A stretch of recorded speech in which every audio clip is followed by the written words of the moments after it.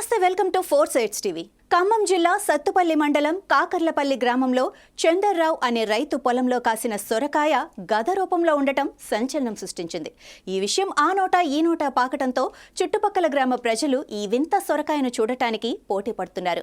గద రూపంలో ఉన్న సొరకాయను దేవుని ప్రతిరూపంగా భావించిన చందర్రావు దానికి పూజలు చేశారు. తన అనుభవాన్ని 4 సైడ్స్ టీవీకి వివరించారు. ఖమ్మం జిల్లా సత్తుపల్లి మండలం కాకర్లపల్లి గ్రామం. నా పేరు చల్లారి చందర్రావు. నాకు చుట్టాలుగా 2 ఇత్తులు ఇచ్చారండి. అవి తీసుకొచ్చి నాటాయి. ఆడవిటి పెడితే ఆ 2 ఇత్తులు ఒకటి మొలిచింది. ఒక కాయ కాసింది, 2 కాయలు కాసింది, ఒక పిల్ల ఒక తల్లి వచ్చింది. ఈ భూమి అంతా నాదేనండి. ఎకరం ఉంది మొత్తం దొడ్డండి. 90 సంవత్సరాల నుంచి ఈ ఊళ్ళోనే ఉంటున్నా. ఇక్కడే 2 సంవత్సరాల నుంచి ఈ పని చేస్తాం.